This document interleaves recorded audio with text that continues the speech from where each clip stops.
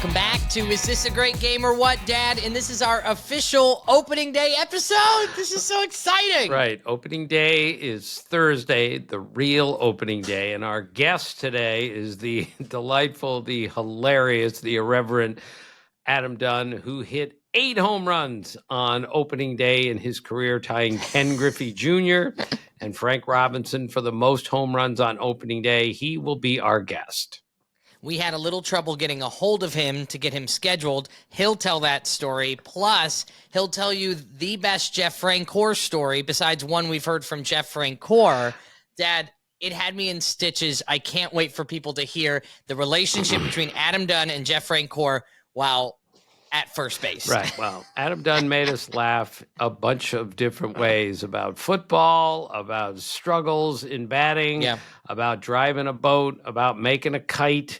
Adam Dunn is a very, very funny, self-deprecating guy, and he lit it up for us in this episode. So clearly, we're releasing on a Tuesday. Opening day is this Thursday. You'll catch up with us again on Friday morning. Dad, you and I are going to record after a majority of the games on Thursday night. So we'll have kind of all the opening day reactions, all the Kurkjians, and all those great things from the first day of games. That'll be on Friday morning. But Dad, celebrating opening day today. Well, Jeff, let's just be clear about how great opening day is for so many people. And not just for you and me, because we love the game, but people out there all over the country. It is a national holiday for a lot of people.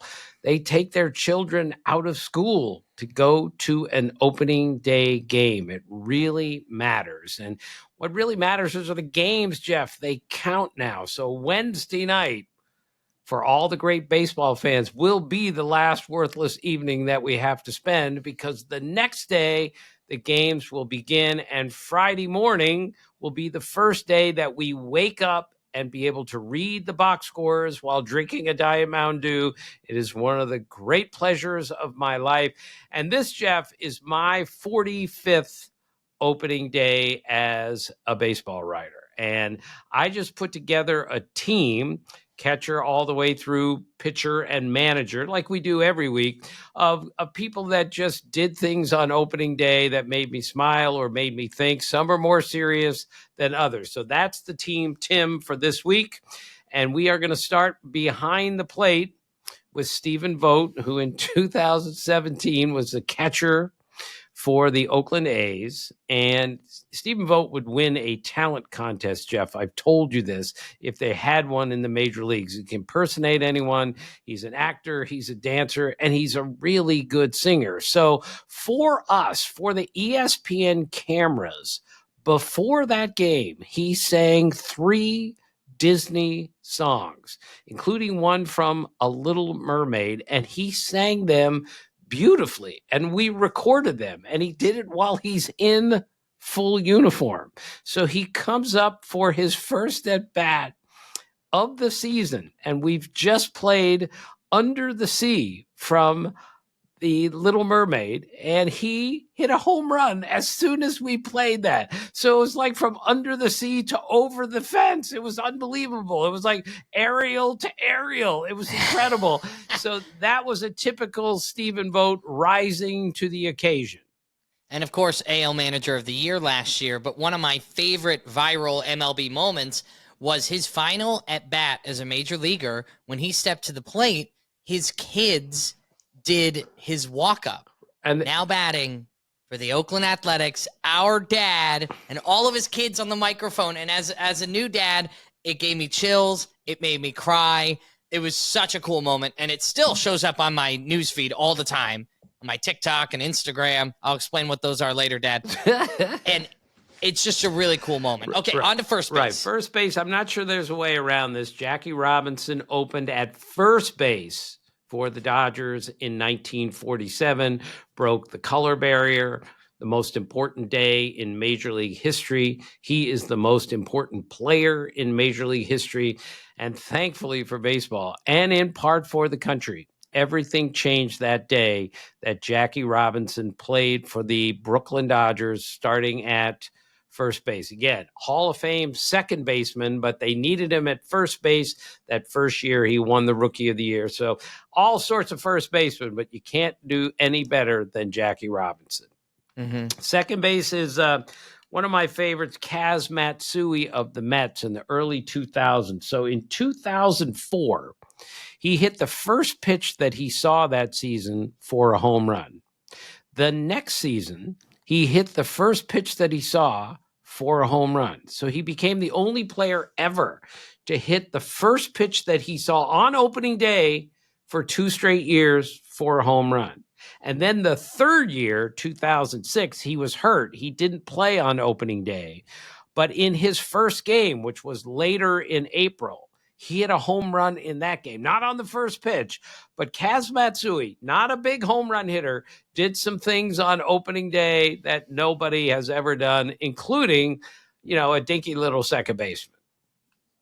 Shortstop, of course, is Ozzie Smith, which I told you, I think, last week, Jeff. There was nothing better to start a season than Ozzie Smith, the brilliant shortstop for the St. Louis Cardinals, used to run out for the home opener and do a backflip and land right on his feet, right at shortstop. And of course, everyone at Busch Stadium knew it was coming. The place erupted.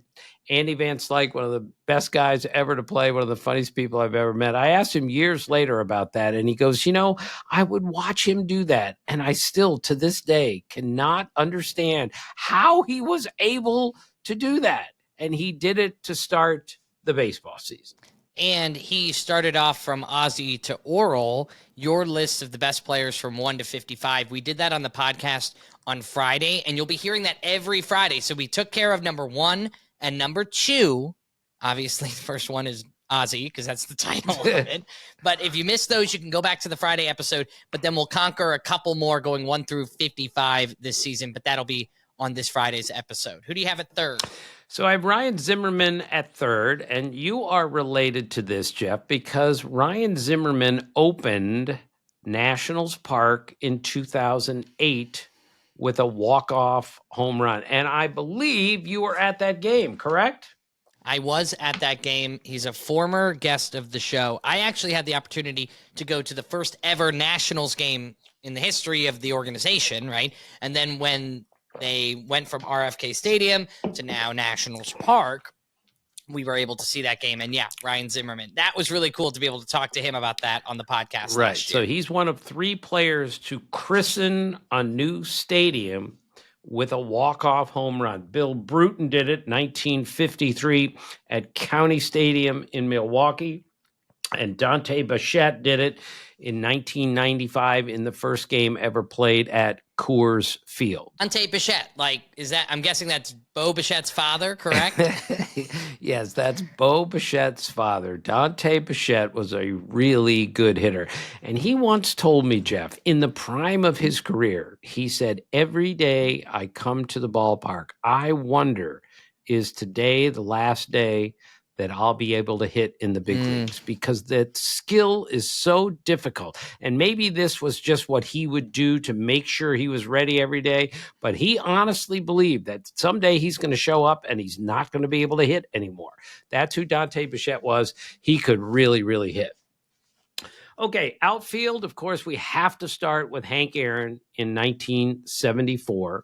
He hit a home run on opening day against the Reds, Jack Billingham, and it was number 714. And if you remember, Jeff, the Braves were going to sit Hank Aaron the first 3 games of the season in order to have him tie Babe Ruth and then break his record during a homestand. And Bowie Kuhn, the commissioner of baseball, stepped in and said, no, you're not going to do that. For the good of the game, Hank Aaron is playing on opening day in Cincinnati. Back then, of course, the ceremonial opener, which Adam Dunn will explain to us how great that was. But yes, that's when Hank Aaron hit number 714 on opening day of 1974.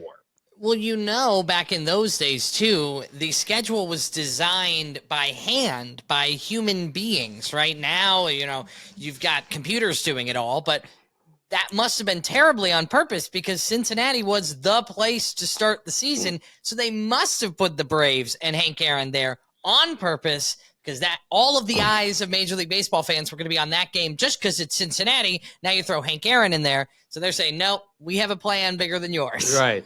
Absolutely. All right. 20 years later, Tuffy Rhodes of the Cubs hit 3 home runs. What a name. Carl Tuffy Rhodes hit 3 home runs in one game against Dwight Gooden. And Dwight Gooden was still a great pitcher back then. It's so interesting because Tuffy Rhodes hit a total, Jeff, of 13 home runs in his major league career. But 3 of them came on opening day of 1994 against a great pitcher. Now, in all fairness, Tuffy Rhodes went to Japan. He hit 464 home runs in Japan. So he hit more home runs, at least when he retired. Most home runs ever by a non-Japanese player in Japan, and he hit 55 in a season, which tied Sadahara Oh, at the time, Sadahara Oh, the legendary greatest home run hitter in the history of Japan. So that was Tuffy Rhodes' story. I mean, really, to come out of nowhere, hit 3 home runs on opening day, and then kind of disappear after that, only on opening day. So, and my favorite one, Jeff, was from one of my first opening days, 1982. And George Wright was the center fielder for the Rangers, and he made the team only because Mickey Rivers, the everyday center fielder, got hurt and opened a position for George Wright. So George Wright in Cleveland that day gets 3 hits on opening day, and he's never played a major league game before. So I go up to him afterwards and I say, George, did you have a good time today? He goes, yeah, I've never been to a major league game before. So the first game he'd ever been to, he got 3 hits in the game. How about that? That's unbelievable. Right. And then the kicker to the whole story is I just found this out a year ago. Mickey Rivers loved George Wright. And in order to get him on the team on opening day, Mickey faked a hamstring injury. And so he would start the season on the disabled list, and George Wright would make the team. Typical Mickey Rivers would do something like that to help a friend. A typical Mickey Rivers just made you shake your head. Love Mickey, really good player, but he did that for his buddy, George Wright.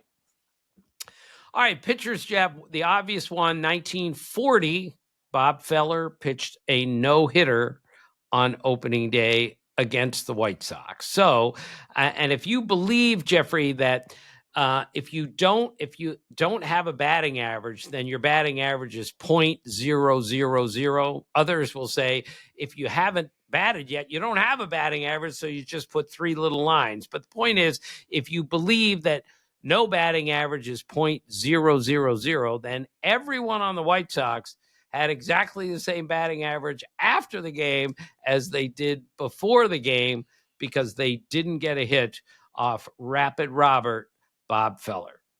In 2017, Madison Bumgarner hit 2 home runs in one game. He's the only pitcher ever to hit 2 home runs on opening day. And Jeff, when I complained, and complain's a little strong, when we took the bat out of all the pitchers' hands and we have a DH in both leagues, look, I understand why we're doing this, but I warned everyone that we're going to miss out on some great stories and some great notes. And Madison Bumgarner hitting 2 home runs on opening day as a pitcher, well, sadly, that'll probably never happen again. And finally, Frank Robinson is our manager. And in 1975, Frank is the player manager for the Cleveland Indians. And he's also, this is the first game he's ever managed. So he's the first black man ever to manage in a major league game. And he's a player manager. He doesn't put his name in the lineup to start that game. And Phil Segui, the general manager of the Indians, comes down to the clubhouse and says, Frank, this is your day. You have to play today. So Frank grudgingly puts himself in the lineup, and he's facing Doc Medich. Doc Medich gets ahead of him in the count and then throws this nasty slider just off the plate. And Frank Robinson looks at him and he says, This guy is trying to strike me out on 3 pitches. This guy is trying to embarrass me on my day. Nobody does that to me. And Frank hit the next pitch over the left center field fence for a home run. Frank Robinson is the most ferocious hitter I have ever met in my life. And that is the story of his first game as the first African-American manager in Major League history. Your team, Tim, was great, Dad. All those great stories from that lineup. But, fans are getting ready to go see their favorite team on Thursday, right? And opening day not only means new players from the offseason and the start of a new season, it also means some changes at Ballparks. So I put a list together of some new food items that are going to be appearing at different ballparks. Now, I don't have one for every ballpark, right? So I want to make sure that I include just the big ones here. Are you ready? And I know you're a big food guy, Dad. Jeff, even though you went like a year and a half without eating pasta at one point for my sister's wedding. That was impressive. All right. Now, Jeff, let's be clear, okay? I eat in the press box when I cover a game because that's what I'm supposed to do. And I can't be wandering, looking for food through the crowd when I've got to work. So I'm not an expert on ballpark food, but I'm thrilled that you would take the time to come up with 6 new items. Go ahead. So defending champion Dodgers, right? They have the Slugger. It's a 16-inch jalapeno cheddar sausage dog topped with corn relish, white cheddar cheese sauce, cilantro crema, and crunchy tortilla strips. How does that sound? 16-inch sausage dog. All right.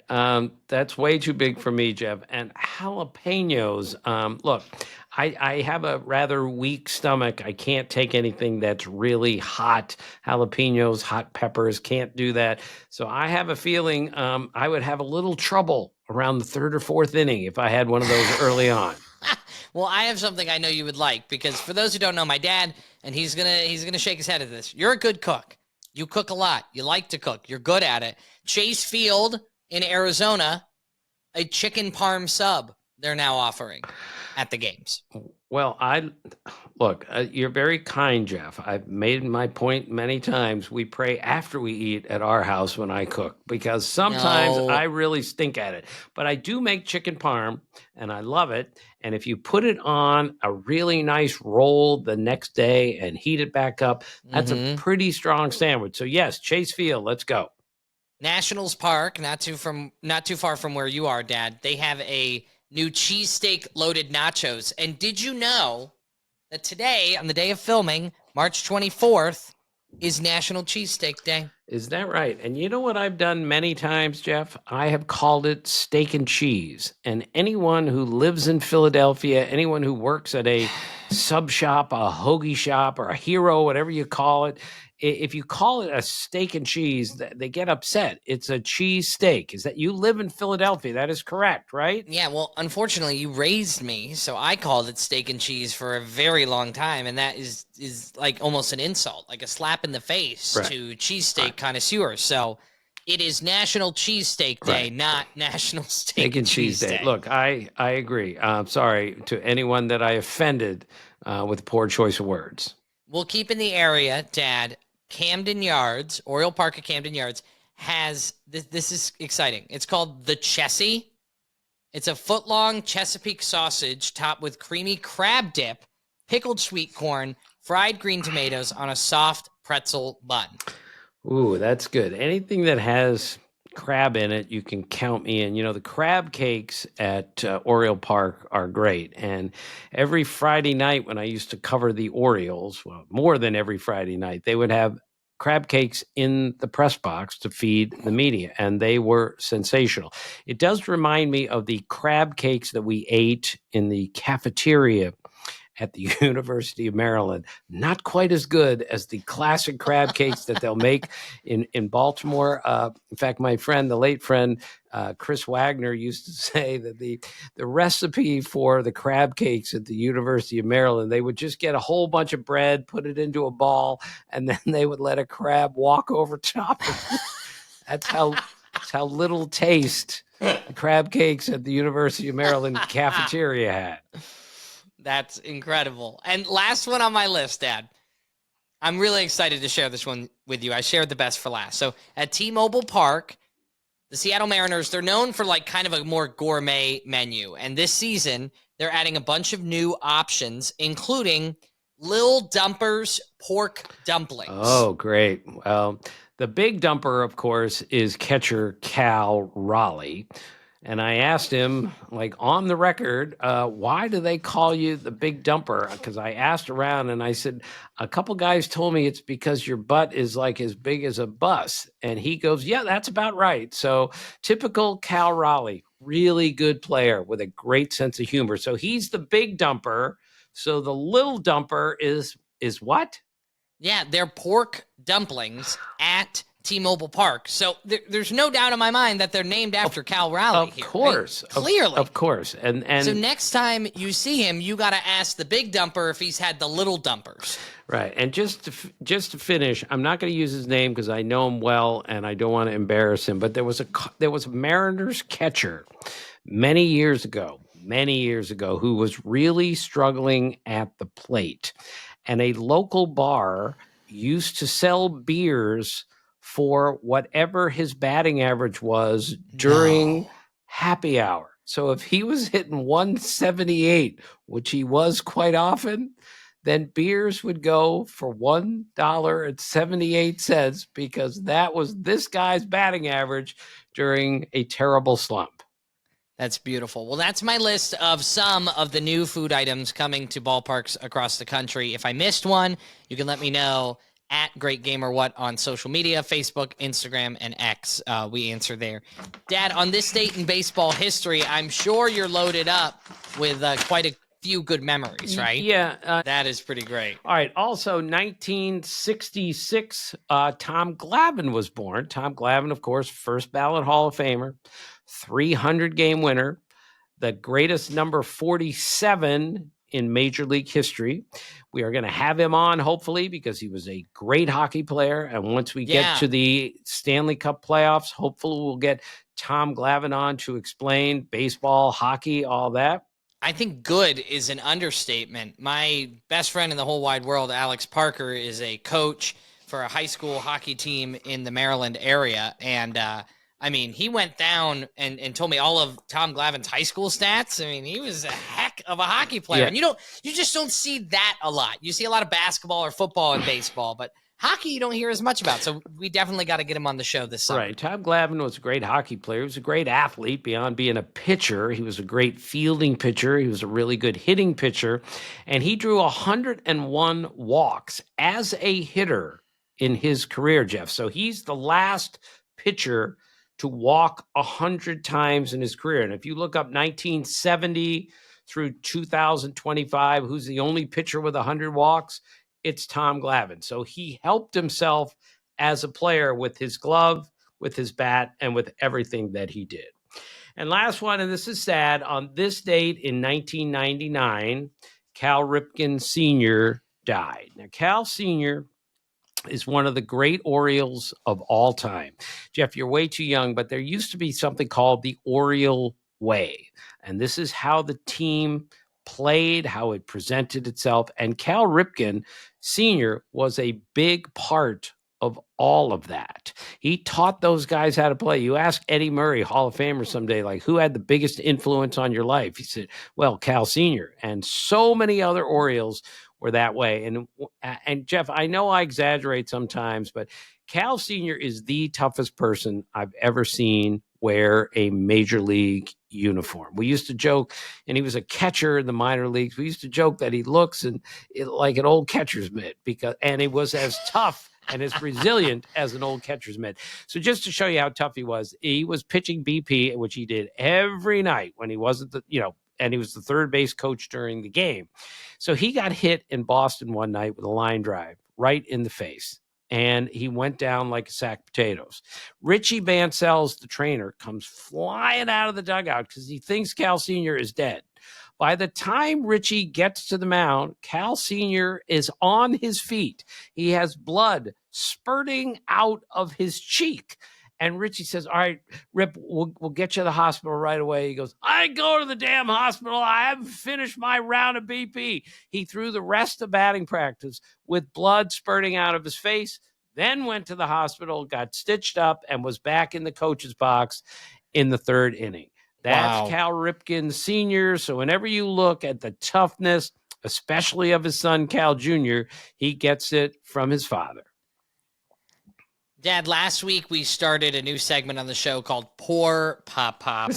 Poor Pop Pop. And, usually we talk about these a little bit ahead of time, and it's my chance to kind of school you on some things happening in the world. Last weekend we were together for Emma, my niece's second birthday. That's your granddaughter from your daughter, Kelly, my sister.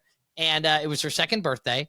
And I don't know in what world is my mom letting you wrap the presents from you and Cat? Because, Dad, I love you, but that was the worst wrap job I have ever seen. You would be better as a rapper than a rapper, if you know what I'm saying. I would trust you more on a track with Dr. Dre than with scissors and wrapping paper. Jeff, look, first off, you're never going to hear me say anything like this, but I got great hands. That's all I've ever had athletically. I have great hands, except for when it comes to fine motor skills. And there's no finer motor skill than having to wrap a present.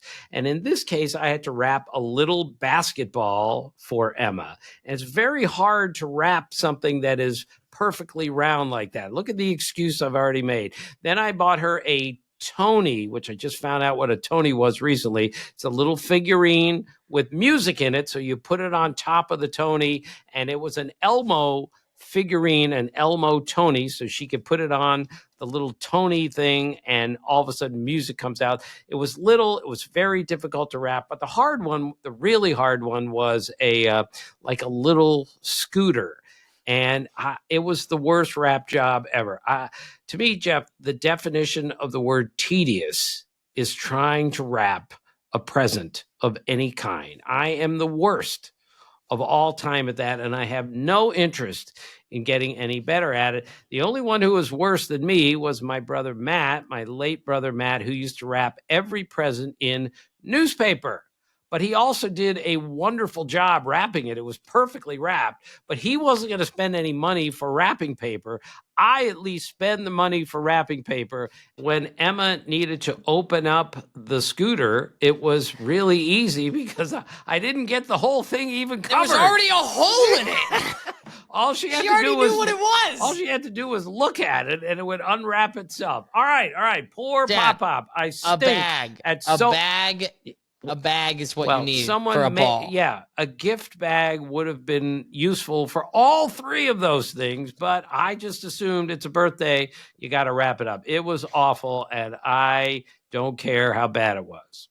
All right, well, let's just say together, poor Pop. Okay. Poor Pop. Well, let's wrap this one up and get into talking with Adam Dunn, our guest for this opening week episode. Right. Again, Jeff, Adam Dunn hasn't played in years, but he is one of my favorite players that I ever covered. He had a great sense of humor. He was a maniacal competitor, but he never took himself too seriously, even though he always took the game seriously. So we threw a bunch of stuff at him, and he had great fun with us because we had great fun with him. So can't wait for you to listen to our friend Adam Dunn.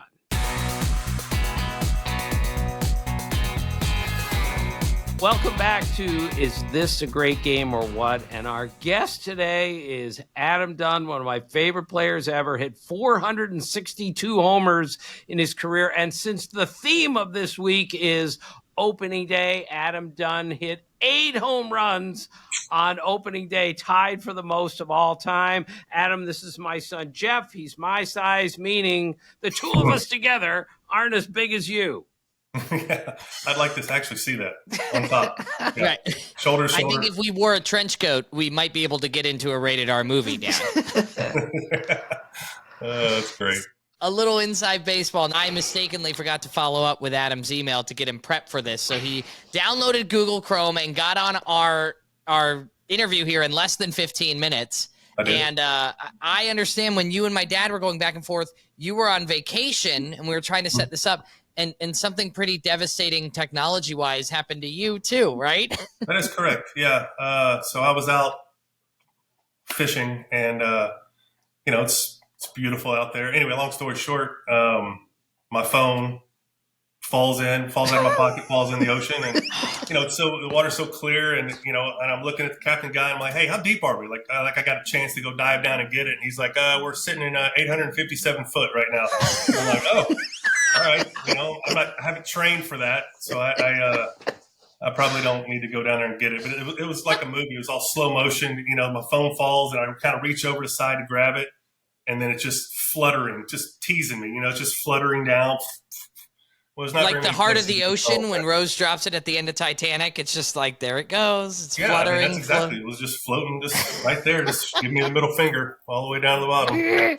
So, Adam, in the Caymans, you had to go get a new phone, correct? No, I didn't. I couldn't. I had to wait because AT&T, they're a bunch of idiots over there. And I forgot. Sorry about that. No hot takes. But anyway, so I had to wait till I got home. Right. I get home at 8:00. Whatever, Friday night, I think it was, Saturday night. Anyway, didn't matter.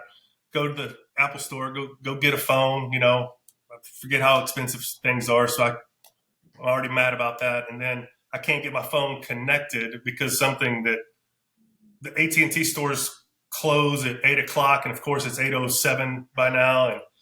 And it's a disaster. So yeah. It's the worst nightmare ever. All right. It really is. Like, it really, truly is. And, I don't ever get new phones, obviously. And Adam, how did you go 2-3 days without a cell phone? Most people can't go 2 or 3 minutes without one. Well, yeah. So the good news is that, like, I'm really not that dependent on my phone, but not having it, because I have the fear of missing out syndrome more than most. Like, I can't, if I think or somebody's having more fun or having fun right now, it kills me.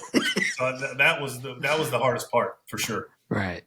All right. So Adam, on to baseball. You hit 8 opening day home runs. Frank Robinson, Ken Griffey Jr., Adam Dunn hold the major league record with 8.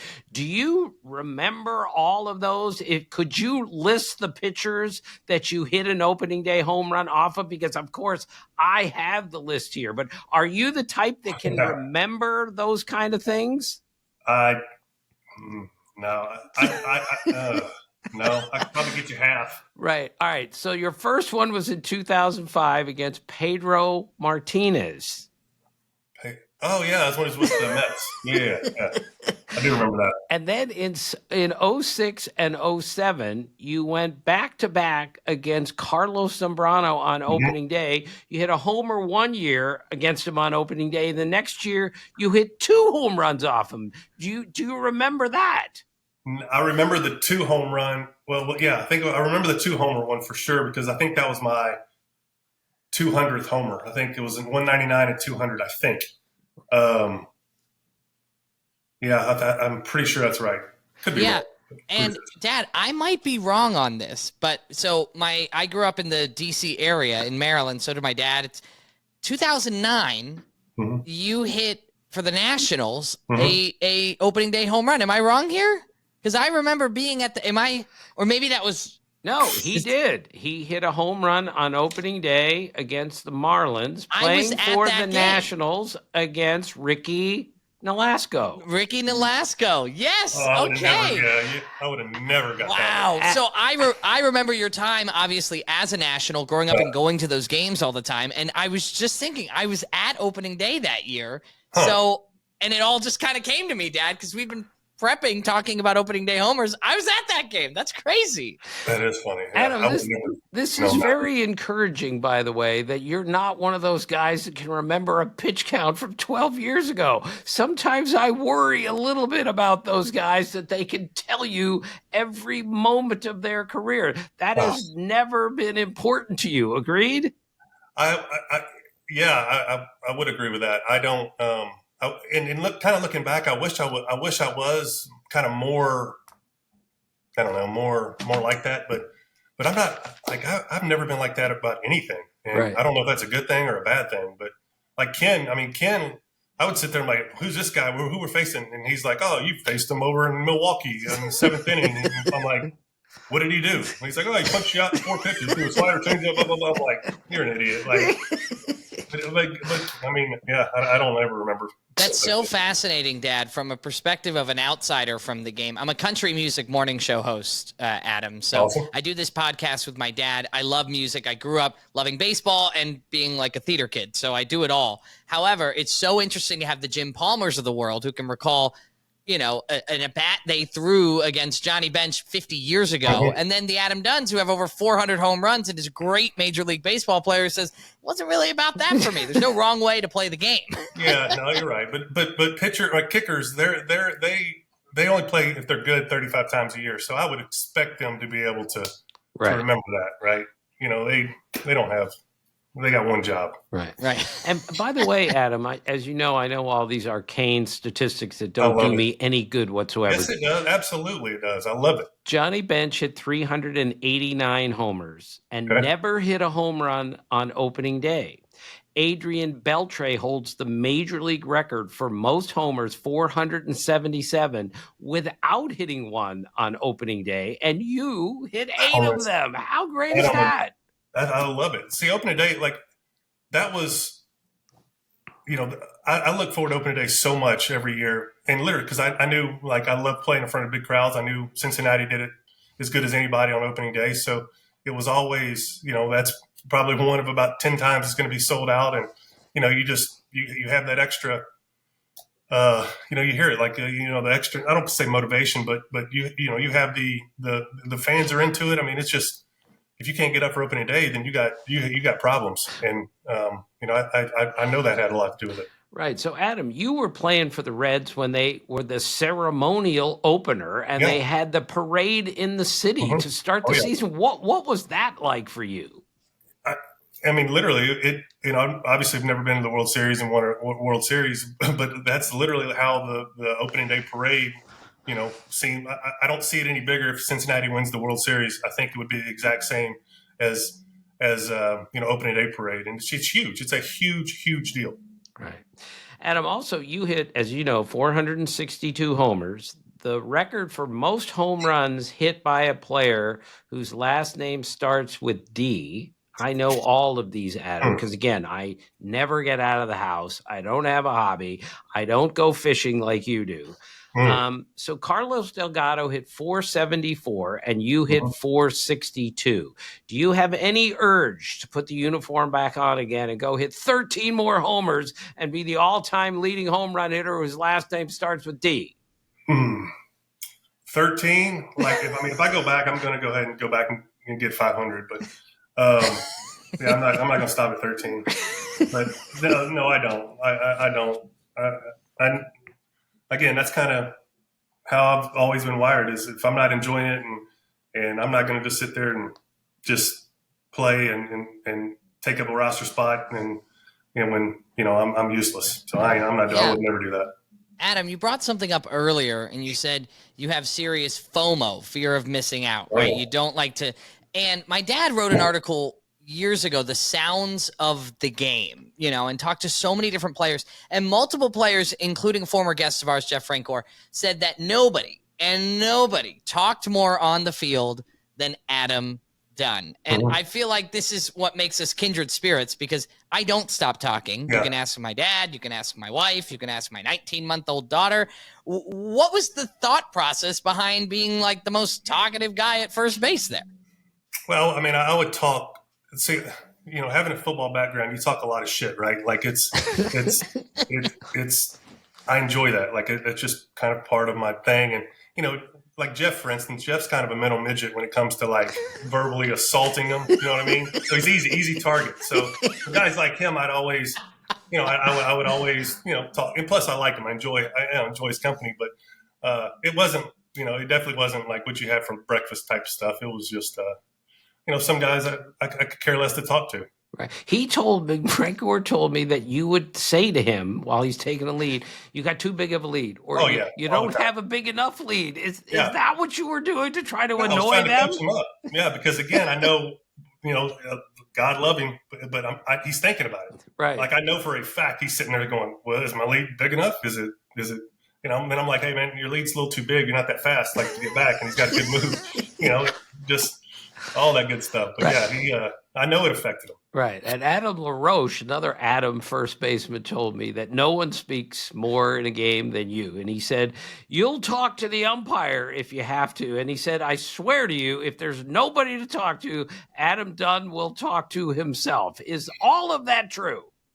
I mean, no, like me and myself have had some really good conversations together, but yeah, we got 3 hours out there. Like I'm not going to sit there and just, again, it's supposed to be fun, right? Like I've always was taught that this game's supposed to be fun, and I've seen it when it's not very much fun and nobody wants to talk to you. So, I would much rather go out there and talk. Right. I think the biggest sin is that we didn't get Adam Dunn mic'd up in this day and age where a lot of these games are doing broadcasts with a player that's out there, especially during spring training. I would have died to have an interview with you on the field, and I think you totally would have loved it too, because that's just right up your alley. Yeah, I think so.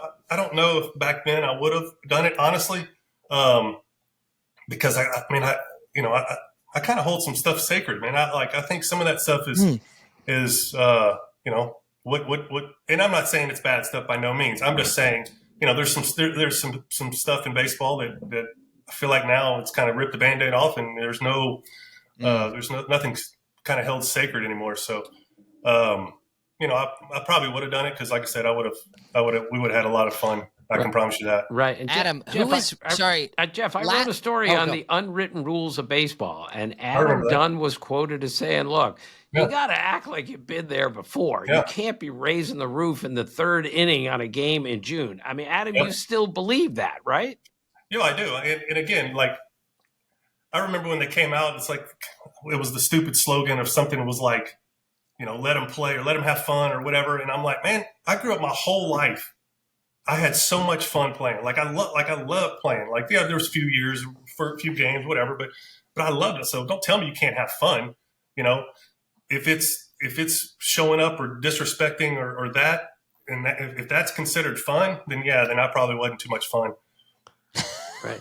And you brought up football earlier, your football background. You were a great high school quarterback, and you were going Division I all the way to play big time college football. First off, how big of a high school quarterback physically, how big were you? Were you bigger than the center on your team? Oh yeah. Yeah. My junior and senior year for sure. Yeah, I was when I graduated high school, I was 248. I was always, 6'5", 248, 240, always big. So, it looked pretty funny actually. Adam, what jersey is behind you on the wall there, number 15? Yeah, that's funny. That's my high school football jersey got retired, and then baseball got retired over there too. That's what I thought. That's so funny. That's so cool. Take us, like, that means enough. Like that means something, right? That's absolutely. Cool. No doubt it does. Yeah. Take us back to those days, Adam. Obviously, you were playing baseball and football, high school days. What was that like being a multi-sport athlete in high school? You're quarterback in the fall, and you're leader of the baseball team in the spring. That must have been pretty neat. Yeah, we had basketball and track in there too. Right. But again, that's all we knew. Like we this day and age of this being a specialist and all this at such a young age, and it didn't exist. I mean, you played football during football season, you played baseball during baseball season, you played basketball during basketball season, you ran track just because that's what you were supposed to do. Excuse me. In summers, you had vacation. Now it's, well, you can't play quarterback and because you got to be 7-on-7, and you can't play baseball because you got travel, can't go on vacation. So it's just somewhere down the line things got out of whack, right? It's somebody gave a lot of bad information where, you're going to be behind in baseball if you play football and vice versa. Right. And yeah, it's completely not true. It's completely false. And, these coaches, I'm assuming, want athletes. They don't want these baseball players, because a lot of guys that just play baseball turn into robots. I mean, they're just robots, and that's all they know. And it's, if things are out of whack, it screws them all up. They don't know how to play with pain per se, because they're either hurt or they're not. Well, you're very rarely in 162 games plus spring training are you ever 100%. Yeah. Adam, when's the last time you dunked a basketball? Are you 2 days ago? Really? Yes. And what was the situation? Were you in a pickup game, or you were just jamming on the side? What? No. So we were out in my yard, and me and my kids, whatever, jacking around, and that's hilarious, because I haven't done it in 10 years probably. And I was like, man, I don't know if I can still do it, but I don't want to do it in front of my kids, right? Because if I don't, I'll never hear the end of it. I waited till it went in, and I'm like, man, I'm gonna give it just one little, and I did. I was like, okay, I still got it. Yeah, that's funny. Literally 2 days ago. That is so. Dad, follow-up question: when was the last time you dunked a basketball? Well, truth be told, I've never touched a rim in my life, but I graduated 5'2" from high school. So back when I could jump a little, I was too short to do anything. Hey, can you give me literally 3 seconds? Hold on. Oh boy, it's got to be a Nerf hoop. Poor Jeff. Great. All right, Dad, I found a rim I think you can jam on here. Really funny. What do we think about this Really one? good. You can do it. It's perfect. My son is 5'6", Adam, and he's giving me a hard time about being 5'5". Yes, exactly. So, Adam, your nickname was always the Big Donkey. Like, when did you get that, and who gave that to you? Oh, that's an easy one. That was my first. So it would have been 99, spring of 99, or 2000. Anyway, it doesn't matter. That early. And it was a guy, remember Chris Sexton? Of course you remember. That was stupid. Yeah. Yes. Of course you remember. Chris Sexton. Well, it started in spring, and I'm like, dude, I hated it. And I had a really short fuse back then. And I was ready to fight. Like, all right, that's enough. Ha, ha, ha. That's enough. And it just stuck. Of course, if I would have played it off like it didn't bother me, like now, then it would have gone away. But I couldn't play it off. Those guys knew how to push my buttons. I almost punched Aaron smooth in the face. Like, I didn't buy it. That's another great story. Well, tell it.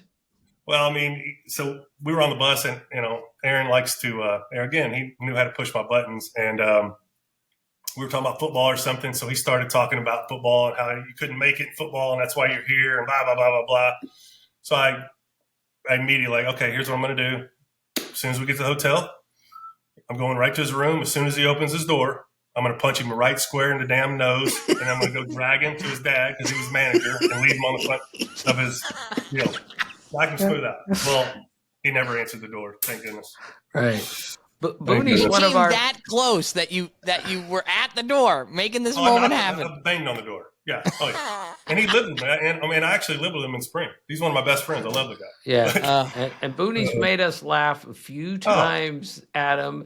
You've seen all of his impersonations, right? You've seen the offensive tackle and Moses Malone at the free throw line. Do you laugh at him like we do? Yeah, it's hilarious. Like, and that's the thing. It's like, that's the Aaron I remember, right? And right. And now talking to Aaron, you got to get him about 20 minutes into a conversation before you get Booney. You get New York Aaron right now, and I'm like, all right, buddy, look, you're off the record here, man. Relax, take a deep breath. It's just us. Adam, does he do an impression of you? Did he ever do an Adam Dunn-ism? Something? Did he ever mess with you and do your voice, or you at first base talking to people? Not really. Not that I can, not that he did in my face. Right. He might have, but we're gonna have him on. We had him on the podcast last year, Adam, and he was so fantastic. In the middle of a baseball season, he decided to join our show, and we told him exactly as we told you, like, this is no heavy lifting. We're not gonna ask you about Garrett Cole and all this stuff. We're just gonna talk Booney and Tim and Jeff, and it was so much fun. So we'll make sure we'll ask him when we have him on again this season. Did you ever do Adam Dunn behind his back? And we'll see. Yeah. We'll see if he comes up with anything. I'll send you the clip. I love it. Absolutely. Good. Adam, you take great pride in your career, obviously, and you had a really, really good career, but you're also very self-deprecating. So I've reminded you way too many times of your going 2 years basically without a sacrifice fly. Yeah. When you finally hit one, explain what happened when you hit a sacrifice fly after going 1,089 plate appearances without one. Yeah, no, again, that's great. And I actually wish I would have never hit one going after that, right? Like, that's so weird. It's so weird. But I'm pretty sure I remember it was in St. Louis, and it was like a little jam shot to like short right center or right field down the line, and second baseman caught it. I think Ryan Friel was on third.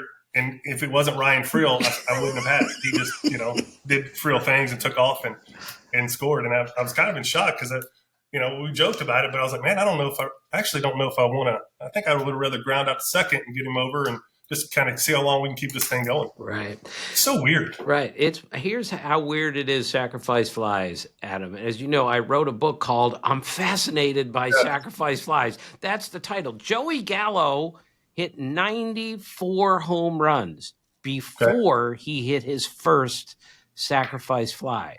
I mean, how could anyone explain that? Yeah, and I went back and looked, and I can't remember what it was during that time, but I had, Nick Kroll, who's the GM now. He was the video guy then. Because I was like, man, how many guys less than 2 outs, some there, blah, blah, blah, sac flies, homers did I hit? And I think, come on, people. I think it was 9. I think I hit 9. I think it was 9. Right. So 9 times you hit it too far. Otherwise, it would have been a sacrifice fly. So I was like, okay, would you rather have at least 2 runs? Or we can take them off and then, give me 9 sac flies if that makes everybody feel better. But that's one of those bizarre statistics. It really is. Right. But you have such a good sense. You told me once I'm the only guy in Major League history that ever got a standing ovation for a routine fly out. Everyone in the crowd was aware of it, correct? I know. And, a lot of that has to do with you, so I appreciate that. All right. So, Adam, I got such a big kick out of it. I never forget anything. It's a blessing and a curse for me, unfortunately. So I was with you. I was writing a story on Danny Herrera. You remember Daniel Herrera? He was traded to the Reds. I think it was at the end of May. And Daniel Herrera, Jeff, you don't know him. You're not supposed to know him. He was a great kid and a good little pitcher, but emphasis on little. He was 5'6", 145 pounds. So, yes, you remember him, Adam. I do now, yeah. Right. I do now. So you don't remember what you told me when I was writing a story about your new reliever, correct? It's okay if you don't remember it, Adam. Is it a jockey? Yeah. It's all coming together. Yeah. Adam, here's what riding. Here's what you told me. You said, we're really happy to get him, but it was right before the Kentucky Derby, and we figured we might lose him for the weekend because he had to go ride in the Kentucky Derby. Yeah, ride Big Brown or whatever that horse was that won it that year. Oh, yeah. I remember that. But it was important for you to have fun with your teammates. If they're going to call you the big donkey, then you are going to have fun with them, correct? That's part of the beauty of the camaraderie, correct? That's you spend way too much time with these people to not, I want to know everything about them. I want to know. I enjoyed it. That was the best part. You hear it all the time, but unless you are or have been around that, you got to think, man, you're with these people from February to, if you stink, 1st of October, right? That's if you stink. If you're really good, it's November. That's a long time to be with the same dudes, and that's over multiple years, man. So, there's a lot of really, really good times. There's a lot of really, really bad times, but you spend it all together, and it's awesome. That's the greatest thing about our sport. Adam, in your second season, you made the All-Star game. 2002. my dad actually took me to that game at Miller Park, which was, I mean, just a star-studded event. Went 11 innings, ended in a tie. Any memories from being a 22-year-old, if I'm not mistaken, with all of with Barry Bonds is on your team? Like, what was that like for you being that young in an All-Star game? Well, I remember. I don't remember a lot from it. I remember I should have walked it off. I do remember that. Flew out. I thought I had it. I did center field. Like I really did. I thought I hit it, walk off, and I'm already trying to prep my speech for Letterman and all that, and just kind of right to him, like, oh, okay, never mind. But I really don't remember too much about that, man. And I wish I wish I would have back then been able to take it all in and go from there, because you know at that young age, I'm thinking I'll be here every year, right? Every year, like this ain't nothing, and didn't work out that way. Right. So Adam, again, difficult subject, but 2011, you had a terrible season. You had really good years before them and really good years after that.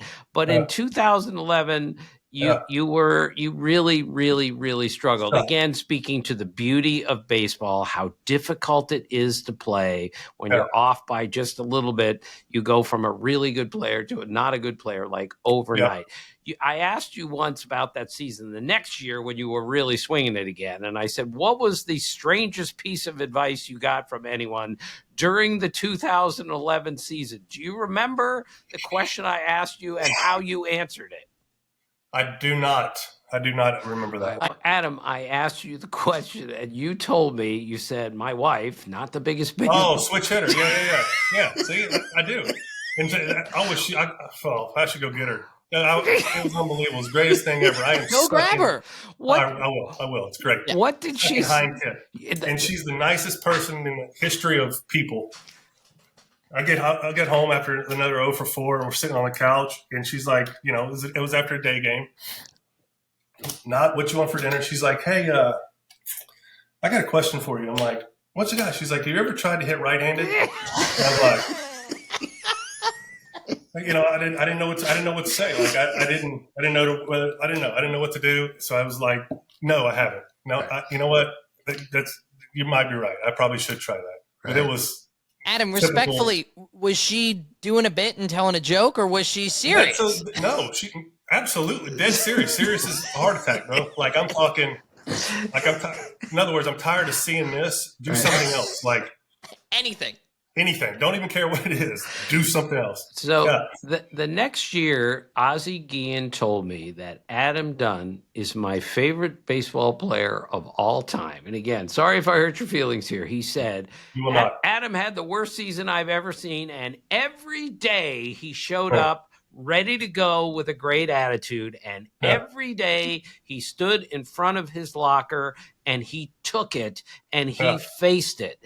And Ozzie was seriously so impressed. Most guys would have run swinging as poorly as you. What was all that about for you that you were there every day trying to get better? That's easy. I mean, you sign up for 162 games and, whether you're doing good or bad, and the way I looked at it was, once you became kind of an established guy, like you have responsibilities, not just to you, not just to your team, but the city, the PR guys, the beat writers that you spend, they don't want you sucking. They don't like to see you. See, and that's the part that I really like. I think I was able to grasp, and it really made the whole transition, that whole year as easy. Well, easy is a bad word. Is smooth as it could be. Is once I realized, like, dude, these guys hate it just as much as I do. Like they hate watching this. They hate it. Right? It's killing them. Obviously not as bad, but they're not against you, right? So it made it a lot easier to talk to them. And the way that I am, I mean, I just, here it is, man. Like, yes, I have my reasons on why it happened, but no excuses. Nobody cares. You know what I mean? So let's go on to the next. Next day could be better. Right. So Adam, what are you doing now? What are you doing with yourself beyond going fishing and dropping your phone in the ocean? Yep. So I've got 4 kids, 2 boys, 2 girls. Matter of fact, here in about an hour and a half, my 6-year-old, we have something at school. You got to build a kite, go fly a kite or something at 3:00. I don't know, but someone build the baddest damn kite you've ever seen, and we're gonna go win this competition. But yeah, I mean, I've got some stuff that keeps me busy, and I'm always trying to find something to do that I can get into to influence. And I've got a baseball facility down here. It's got 11 fields, and just trying to, I guess, just stay in the game, but stay at the level of the game that I enjoy. Right? It's kind of the high school, that kind of age group.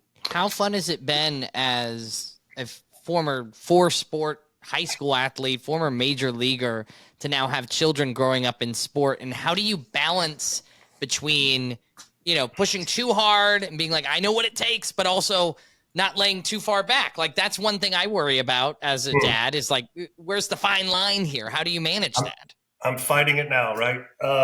So my 14-year-old, he's a freshman. He's pretty good, right? He's pretty good. He's pretty good in football. He's pretty good in baseball. Pretty good athlete. But the way that I'm always like, kind of offhand with him, like, let your coach you, like, in this. And then it comes to a point where it's like, now I feel like I ain't helping him at all, but again, I don't want to go, because we're so different. So I'm literally dealing with that now. It's, his swing's great, but he's a righty and he's a different kind of player. And, so I just kind of let it go. And then if I have any questions, I'll video and I'll send it to Rick Eckstein, who I think's, probably the best hitting guy that I know. I'm like, hey man, what you got? So that's kind of how I navigate that. But it's tough, man. That's what you need to write a book about, Tim. Yeah. You need to write a book on how to freaking help your kid. Yeah, Adam, I'm serious. I have written many stories about this, and I worry that we're sending the wrong message to our kids, telling them you have to specialize in baseball from 100%. age 11 on, which is the worst mistake you can make. We tell our 11-year-olds, you're a pitcher, that's all you'll do, which is a terrible mistake. So what is the message, Adam, you are giving to an 11-year-old or an 18-year-old about baseball? Is there one primary message that you send to them? I send, whether it's boys or girls, and I'll use my own kids as an example. I don't care what you do. I don't care if it's football, baseball, basketball, softball, track, volleyball. I don't care. You're going to do something, right? And it doesn't have to be sports related. I don't care. We will support, but you're gonna. There's something in this world, and I get it. Like my 6-year-old probably doesn't know, but my 11-year-old's kind of figuring it out, and my 14-year-old's kind of figured it out. But there's something in here that's going to motivate you. There's going to be passion. There's going to be something that you're going to enjoy. Where when everything else is going bad, right, you'll always have whatever it is to fall back on. Whether it's like me, I don't care how bad it is, what's going on. I go fishing. I'm good, right? I just, and that's the spill that I kind of spilled to those kids. Is baseball might not be your thing, but if you love doing it, do it. But don't, if you love football, don't let baseball dictate you loving football. Like, and vice versa. Don't let people tell you can only play one sport and be successful. It's not true. Adam, do you drive the boat when you go fishing? Absolutely. And you're really good at, you can say, yes, you're really good at that? Tim, I'm really, really good at it. Yeah. Like I'm fish. Yes, I'm really good at that. Adam, I would run the boat ashore within 20 seconds. I'm not. You don't give yourself enough credit, pal. No. I'm not good on the water. I'm not very good on land either, but I just love it that there are a lot of baseball players like you who just love being on a boat, getting away from everything, kids with you, fishing, everything else. It's your second passion after baseball, right? I mean, that's it. You got to have something to get away from life, not just baseball, but it's life. Like if it's bad, something, whatever. Like I got people in my house right now painting, it's driving me nuts. And guess where I'm heading after my kite? Going to the lake. See you Sunday. Yeah. And you mentioned wanting to build the best kite there. Yeah. I'm kind of not joking when I say this. If you don't build the best kite, We will. We will. Yeah. Okay, all right, then never mind. Yeah, no, she's very. We will. We will. Because I'm not letting the nerd herd over there at the school we go to. They're not beating us. It ain't happening. Period. Not happening. Will not happen. Jeff, common denominator of every big leaguer I've ever met, including Adam Dunn, is doesn't matter what the competition is, we're going to do it right, and we're going to win. And that's what separates Adam Dunn and every other big leaguer I've ever met from everyone else is we're going to do this properly and we're going to win. All right, so Adam, the last thing I'm going to leave you with is, again, another pointless statistic, which I just have nothing else to do with my life. But you are one of 16 players who have hit 40 homers in a season with 4 letters or fewer in your last name. Now, I tell you that because I went to a party with my wife, Kathy. This was a long time ago, 10 years maybe. And some guy doesn't even know me. He doesn't even say hello. This is how he greets me at the party with name all the guys who've hit 40 homers in a season with 4 letters or less in their last name. And I have to go into a corner at the party, and I can't leave until I get it right. I ruined the party. My wife was furious with me. So I just want you to know that if anyone asks, you are in a very select club. You and Babe Ruth and Jimmy Fox and Sammy Sosa and Jim Rice, all those guys. One of 16. Now, do you feel like you're a richer man today because of that ridiculous stat I just told you? I mean, this is useful. Like, I don't know. Like, I would love to be able to know, or just to know a quarter of the stuff that you know. I mean, just a quarter. It'd be great. Adam, I would like to just be the quarter of the size of you just for one day in my life. In fact, if I would like to be your size in your prime just once in my life. First thing I would do is I would hit a home run over a fence as far as you can possibly do it. Then I would dunk a basketball, and then I would go into a bar with no malice intended, just knowing I could beat up anyone in the bar if I want to. That's what I would do if I were you for 1 hour. Well, you're packing it all in an hour. Yeah, and then you need to end at an elementary school and say, "I will build the best kite ever." Ever. Yeah, I love that. It is. All right, I make fun of myself a lot, but Jeff, if I were to build a kite, tell Adam how bad that would be, please. Adam, this is a true story. I was in the 1st grade. I was in Cub Scouts. My dad was in charge of the Pinewood Derby car. So you build it. You've got sons, you've got daughters. So most of the time at that age, school projects and things like that kind of just end up landing on mom and dad's lap, right? Sure. So dad ends up pretty much just making the entire thing for me. He unfortunately was out of town for the actual race. So my mom takes us to the elementary school all-purpose room. Everybody in the Cub Scouts from 1st grade to 5th grade are there with their moms and dads. And you put your car at the very top of the ramp against 3 other cars. And then if you win your heat, you go on, you get it. So I'm competitive. Yeah. It's a downhill ramp, Adam, and my car defied the laws of physics and stopped on a downhill trajectory. I am not kidding. Adam, and it's square wheels or what?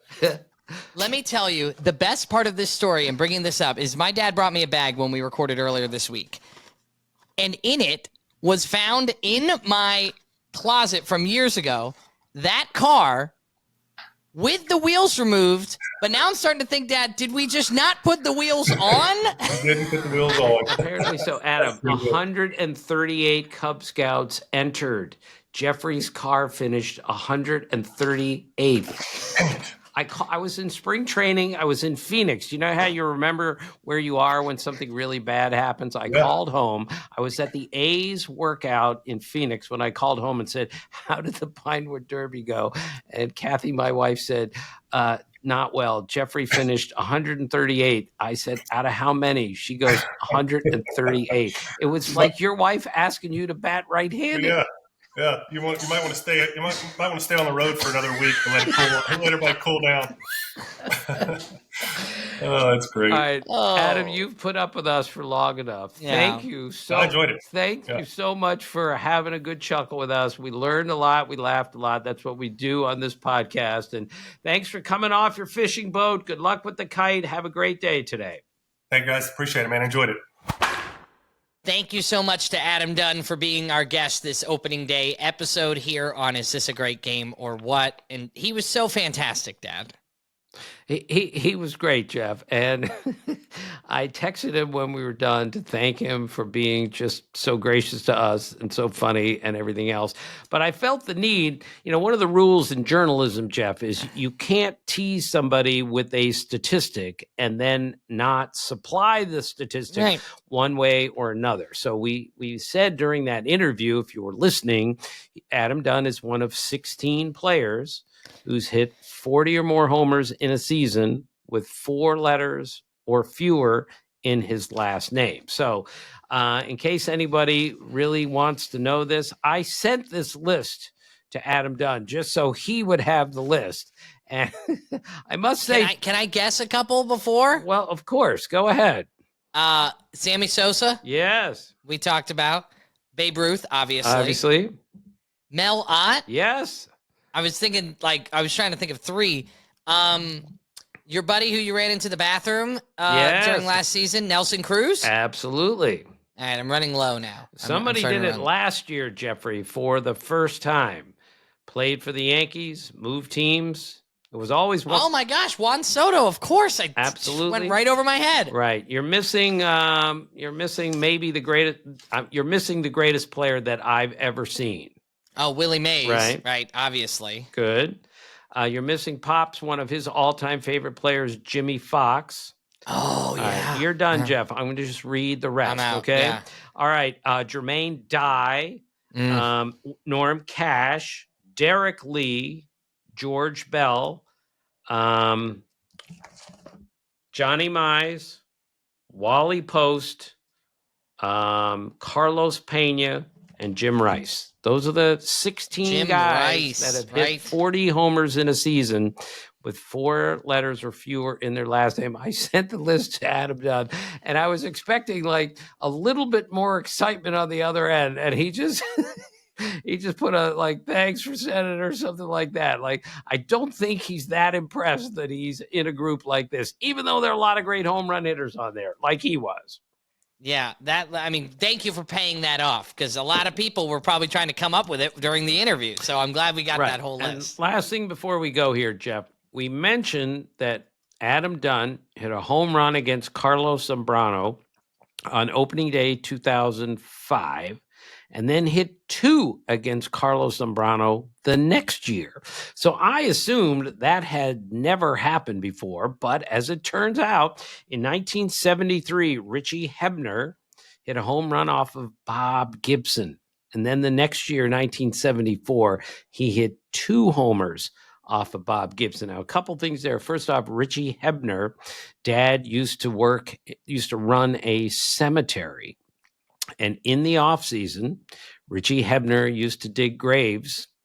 That was his off-season job. He dug graves at his dad's cemetery. I love that. And Bob Gibson, who's the most ferocious pitcher I've ever met in my life, he got on an elevator years after Richie Hebner took him deep 3 times in 2 opening days in a row, and kind of went after him in the elevator because he was still so angry that someone would do something like that to him, especially on opening day. That's who Bob Gibson was, one of the great pitchers of all time. Man, I love that we are starting baseball on Thursday. I hope you're as excited as we are here on the show, and even more excited to give you more Is This a Great Game or What? This Friday, we'll have a little bit of a recap from the first day of baseball, and then, of course, back with you Tuesday with another guest. Again, Jeff, it's the best. My 45th opening day, and I don't care how corny it sounds, I'm just as excited about this one as I was about my first one. Thank you for listening, and as always, thank you for being a part of our family.